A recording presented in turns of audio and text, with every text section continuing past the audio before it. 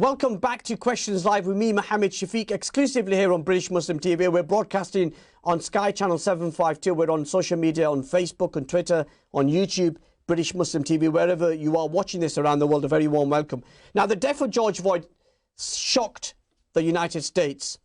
But really now the conversation has moved on to what needs to change. How can a criminal justice system be changed to become more equal?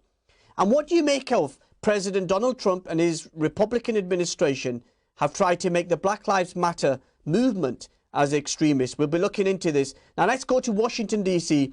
and speak to my final guest tonight, is the president of the National Bar Association. She's a professor in law at the George Washington University, President Alfreda Robinson. Good evening, a very warm welcome to my program. Good evening.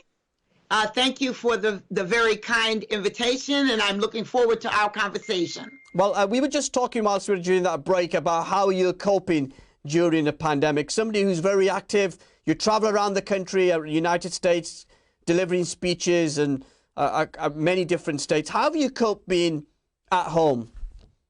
Well, it's it's been an adjustment, but I very quickly stood up our COVID-19 task force, established that, and we've been going gangbusters and engaged an expanded Zoom platform. So we're engaged with our members and others every single day. And we just adjusted not having that long periods of time out with fresh air. But now, we'll soon be out of this, I hope. Yeah, we hope. And it's slightly different in the East Coast, isn't it? Because in the West Coast and sort of the southern states, the numbers are going up. But where you are, and New York, New Jersey, Connecticut, Maryland, you're relatively on the downward spiral, aren't you? Yes, we are. Most of it is because we got hit so hard at the beginning.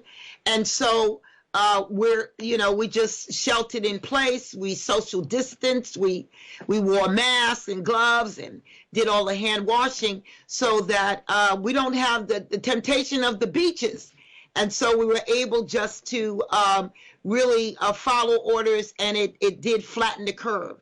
And so we just have to be mindful once we, fully open, that we're very careful about not causing any uptick. Yeah. And here in the UK, there's a big debate going on about ethnic minorities and black people being overrepresented in terms of catching the virus and potentially dying from it.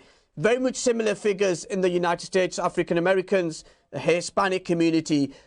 Has there been what do you make of President Trump and his administration's record or governor's records in terms of dealing with the overrepresentation? Well, we have said from the beginning that we needed to have a stronger national direction with respect to this pandemic. And we knew that because of systematic differences in healthcare in the United States, we knew very quickly that African Americans, Hispanic Americans, and other people of color and poor people were disproportionately being hurt, being sick, being very sick, and unfortunately dying from COVID-19. And so our assessment, and we did, put out a number of statements and engaged certainly all the news media that we could, and directed it to the White House and to members of Congress, which understood, certainly on the House side, Democratic House side, that we needed to have a far more robust and health-based response to COVID. And so that we were disappointed at the president's and his administration's somewhat slow and uneven response to the pandemic, but we were listening to Dr. Fauci and others, and we were following that advice. And so we still have an alarming number of African American and other people of color and the poor and the elderly who are affected by this deadly virus.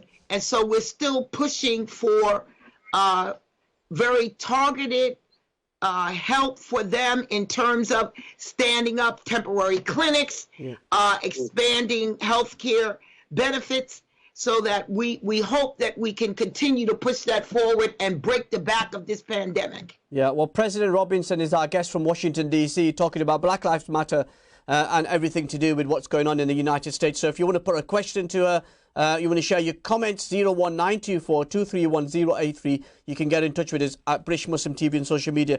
Now, when you saw that awful video of George Floyd being held down for 8+ minutes, what was your reaction to that? My reaction was like everyone's. We really could not breathe. We know that we've had a problem in the United States with police and vigilante killings, but this really was something that took our breath away. And so for me and other members of the National Bar, we were really thunderstruck. We were watching it, and the police officers involved did not seem to be concerned that there was, video being taken or that people were watching them. So I immediately stood up another task force, which was the George Floyd, if you will, in quotes, the Police Misconduct and Justice Reform Committee with the National Bar. You know, the National Bar has spoken truth to power for 95 years. And we've always been in the forefront. We've been at the vanguard to speak what has to be done and said in order to make a more perfect union for everyone, particularly African Americans and other people of color. And so one of the things we did, we had a very, very successful rally. My young lawyers came to me with the idea. I said, let's do it. And so we didn't even concern ourselves about, how many people would come. I knew that had to be the place. So we marched from our headquarters. It's a little over 2 miles to Black Lives Matter Plaza, which is sort of right across the street from the White House. And we got halfway there and stopped counting. So many people had joined the march. We had 300, so we stopped. And by the time we got to what is K Street, I don't know if, Mohammed, you're familiar with, that's a main thoroughfare. Yeah. We knew we were going to take the knee for 9 minutes. And so we did that. We were doing it in remembrance and honor of George Floyd, in honor and remembrance of Breonna Taylor and of Aubrey and others who had passed away. And we invited anyone there were people standing around, lots of folks, people getting out of their cars, raising their fists. And we had that 9-minute which was, we had embedded reporters, which was great, from the Washington Post and from a local TV station that walked with us the whole 2 miles plus. And it brought to everyone's remembrance what a long period of time, almost 9 minutes, can be. Yeah. And so that was our, if you will, front facing. But we've been standing up. We've been doing webinars the whole time, COVID plus police misconduct. We're looking at all of the reforms that are being put down. We are supportive of the House bill that just passed on the 25th. And so our response has been very, very, and if you will, global, with our affiliates who are around the world. Yeah, because I get a sense of that. George Floyd became a symbol against racism and shining a light around the world. And we know here in the United Kingdom, people being held to account. Now, I get a sense, President Robinson, that it's the criminal justice system, reform of the criminal justice system to make it more equal for African Americans and Latinos and other minorities. President Barack Obama was president for 8 years. What improved during his time in office? Well, it was a focus on this very issue. He made sure that he put together a special commission, which was headed by former Attorney General, as you know, Eric Holder, and they came up with guidelines, extraordinary guidelines, and was able to, based on the executive power of former President Barack Obama, to use that, for example, to get a consent decree in some of the states. But the president now decided that they would stand that down, those guidelines. But you're hearing a call again for those to be re-implemented, and many states are taking it up on their own through their legislators, because most policing is governed by states and municipalities. But the House bill is a wonderful bill that is capturing that, and we ourselves are coming out with our own white paper and our own set of reforms that we believe are necessary. What do you make of President Donald Trump's short time in the White House and his response to Black Lives Matter? Well, we're looking at, if you will, not enthusiasm about it. I'll put it that way politely. And we would like to have a stronger view. And if you really think about it, what happened to George Floyd, was that really Black Lives Matter? Did it take us to see that, to know that Black Lives Matter? But it did make the country realize that there was disparate treatment of those who were African American and those who were not when they engaged with the police. And so we are looking for dramatic change. We haven't heard that yet. Certainly, the president appears not to be happy with the protests. Yeah, but that's part of America. And in D.C., we're used to protests every day. You certainly are. And I've been in Washington a couple of times, and I remember the thing that stands out are the protesters. President Robinson, you said you were happy to take some calls, so let's go to the calls. Let's go to line one. Assalamu alaikum. You're live on British Muslim TV. Who's there? Mr. Mohammed. Sorry, Mr. Mohammed. Are you there, sir? Widespread news of Black Lives Matter, and then there was a counter slogan of White Lives Matter, and then there can be Brown Lives Matter.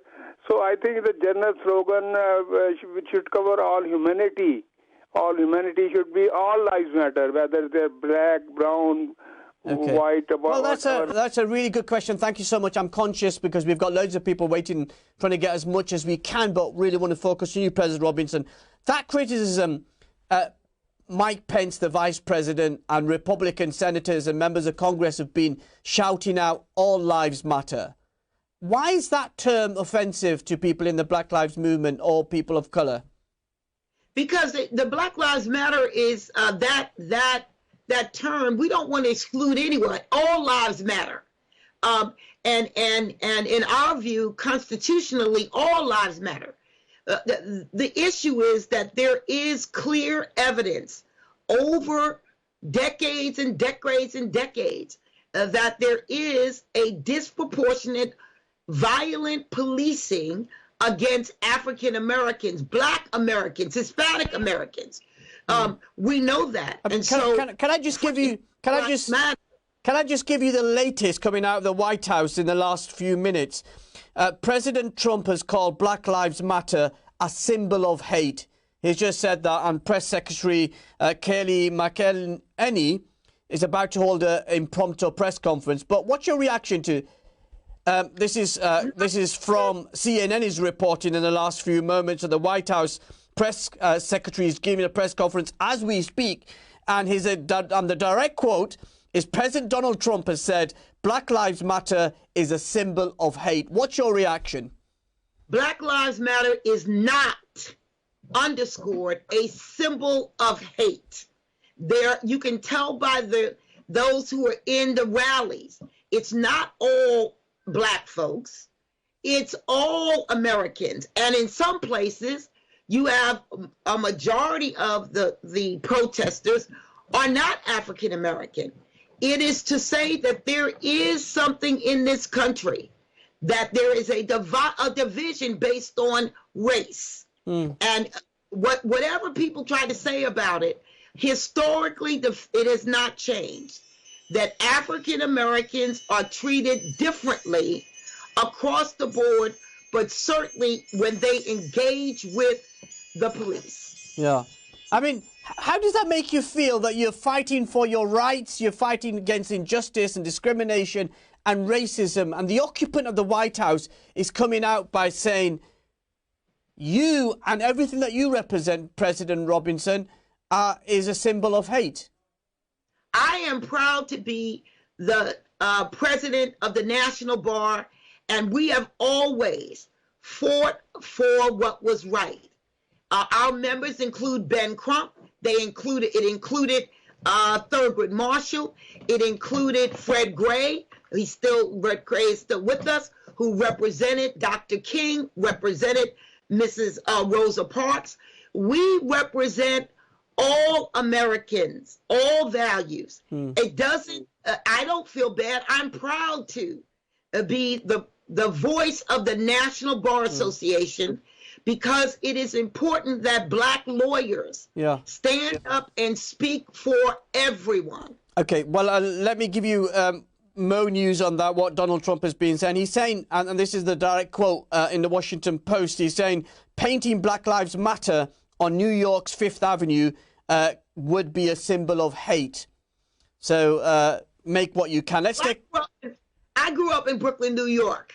So we always would what we call chalk the streets. So it's not a symbol of hate. Yeah. And New York is one of the most integrated cities and enlightened cities. Manhattan is in the world, so that I do not believe that that's a symbol of hate, and people wouldn't take it that way. Yeah, I've just got the tweets that is coming through. Some of it's just really bizarre. I'm sure President Trump has a reason for saying what he does. I'm sure if there's a Republican watching, we might be able to get you on next week. So let's take one more call. Let's go to line 3. Who's there? Assalamu alaikum. You're live on British Muslim TV. Hello. Hello. Who's there? Hi, I'm calling from London. What's your name, brother? It's Sir Ahmed. Okay. What would you like to say? Yeah, I mean, I just listened to your caller just called. From what he just mentioned, I can detect that he's of a particular generation. I don't agree with him. I agree with what your guest just said there, because it is Black Lives Matter. It is black folks who are being killed, primarily young black men and occasionally young black women, and maybe from time to time young brown men. But it's primarily black men. So, you know, I'm so sick and tired of hearing this all lives matter. Yes, we understand that in the universal sense. You know, nobody denies that all over the world. But specifically in the U.S., it's usually black men who are being killed. So I don't know why we have to keep explaining that. And look, I'm a brown man just like you, and I'm of the Islamic faith. They're not targeting brown Muslim men. Even I'm not offended. Yeah. Okay? So I don't see why people have to keep doing this. It's getting boring. They need to change the record. Yeah. So thank you so much for your call there. And really, President Robinson, it's election year. Joe Biden, he won the Democratic nomination because of African Americans. How important is his selection of a vice president candidate, which is rumoured a person of colour might be somewhere on the top of his choices? Well, I believe that he's going to make the choice that will be first in the best interest of the United States. If you know Biden, if you've been around him, he has not been different for 40 years. He's approachable. He's had these views. And so it's very important that our White House begin to reflect what is the population of the United States. And so that if he chooses someone that he feels comfortable with, I believe that is going to be acceptable. But it's very important for us to look at this and say, is it time? Is it time? And I'm comfortable that he will make the right decision, whether I agree with it or not at first blush. And now when Donald Trump got elected in 2016, many people said he won the Midwest. He won in Michigan, Pennsylvania, and there's one other state which has just gone from my mind. But he won in the Midwest, and he could win re-election What's your assessment? Do you think that he can win this election, or is it Biden's to lose? Well, it is, you know, we're cautiously optimistic, but as you know, we were before. I will say this, that the country is in the midst of two pandemics, COVID-19, and also this wave of re-examination of our history of the evil of racism. And now we have on top of it a recession. And so people are going to vote what's in their best interest. And we're really hoping that that happens. And it's, you know, we just think that the best choice should be obvious to everyone. We now have far too many Americans who have died from COVID, which we were told was going to just go away. Didn't need any intervention. And so, we're told that, you know, it's you know, well, most of the people who are dying, or most of the people who are the victims of police and vigilante killings, well, they're African Americans, but that's not the concern of the federal government. We disagree. And so we believe that Americans should vote. The president does not think anybody should vote by mail except him and his family. Yeah. But get the vote out and vote your interests. That's all I say. We're not partisan. We're not partisan. Yeah, which is very clear in terms of the National Bar Association is non-partisan. Look, I find American elections fascinating, and I'm really excited that we're going to have some discussions and debates on our program about that. Now, when you look back at your career, President Robinson, what's your message to our viewers, young black girls watching this at home, about their aspirations, about their opportunities, and how they can achieve their dreams? You can do anything that you want to. I have a global women's initiative.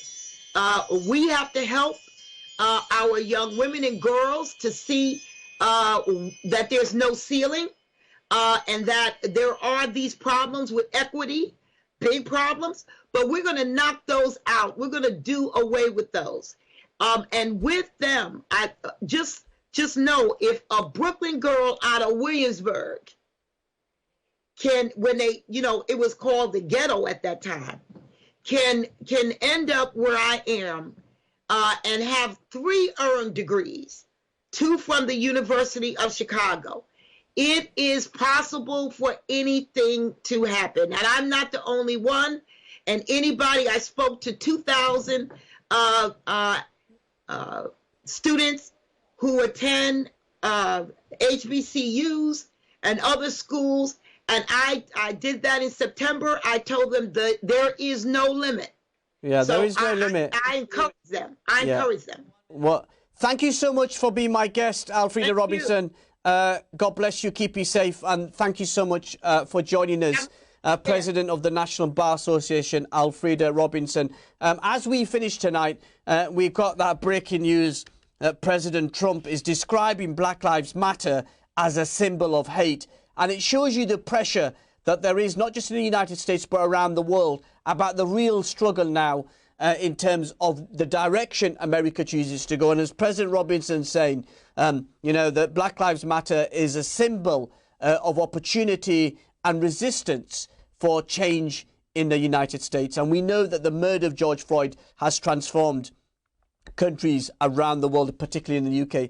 And we heard it tonight from Ismail Lee South about changing perceptions within the Muslim community. So next week, our whole program is going to be focused on tackling racism within the Muslim community. I want you to all watch, join, and thank you so much for being for making British Muslim TV home. From me, Mohammed Shafiq, and everybody here, thank you so much for joining us, and I'll see you next week. Assalamu alaikum wa rahmatullahi wa barakatuh.